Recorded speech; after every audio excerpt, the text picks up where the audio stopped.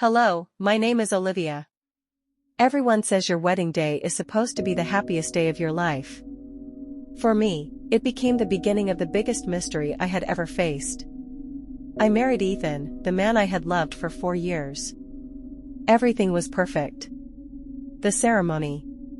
The guests. The smiles. That night, after everyone left, Ethan looked at me strangely. He held my hands tightly. "If anything happens to me tonight, promise me you'll never stop looking for the truth." I laughed. "What are you talking about?" He forced a smile. "Just promise me." "I promise." A few minutes later, Ethan received a phone call. His face turned pale. "I'll be back in 10 minutes, he said. He walked out of the house, and never came back. His phone was switched off. His car was found abandoned on an empty road. The police searched for months. Nothing. Everyone believed he had run away. Even my own family told me to move on. But I knew Ethan. He would never leave me without a reason. 1 year later, a small package arrived at my doorstep. There was no sender's name. Inside was only one thing. Our wedding ring, covered in dried blood. And beneath it, a note with just 5 words. "Don't trust the man in black." My heart stopped. Because during our wedding, there had been only one man wearing black. And he was standing right beside Ethan. I couldn't stop staring at the note. Don't trust the man in black. My mind raced back to my wedding day. Then I remembered him. A tall man in a black suit. He wasn't a relative. He wasn't one of my friends.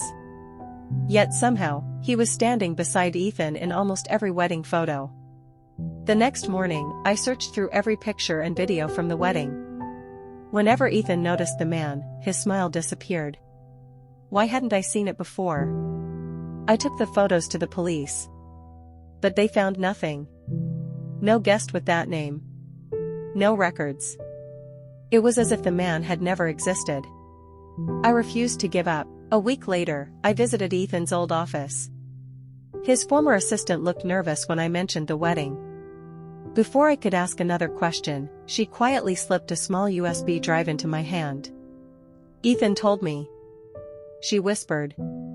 "If he ever disappeared, only you should have this." My heart pounded. That night, I plugged the USB into my laptop. A video appeared. It was Ethan. He looked exhausted and terrified. "Olivia," he said, looking straight into the camera. "If you're watching this, it means they found me. They're not ordinary criminals. They're after something I discovered. I couldn't tell you the truth because I wanted to protect you." He took a deep breath. "The man in black isn't the enemy." Before Ethan could finish his sentence, the video suddenly cut to black. At that exact moment, someone knocked on my front door. 3 slow knocks. I looked through the peephole. A man in a black suit was standing outside. He looked directly at the door, and smiled. My heart was beating so fast I could barely breathe. The man in the black suit was still standing outside my door. I wanted to call the police. But before I could move, he spoke. "Olivia. I'm here to save your husband." I froze. Slowly, I opened the door. He handed me a small envelope. Inside was a map and a single key. "Ethan is alive," he said quietly. "But we don't have much time." Before I could ask another question, a black SUV sped toward the house. The man grabbed my hand. "Run."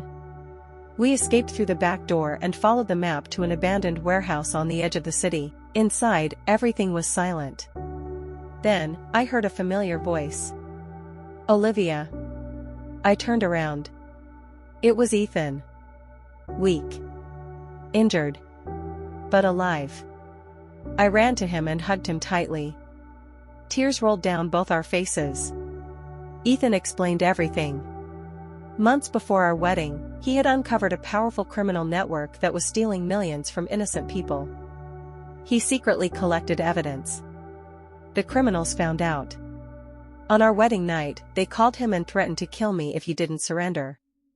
So he left without telling me.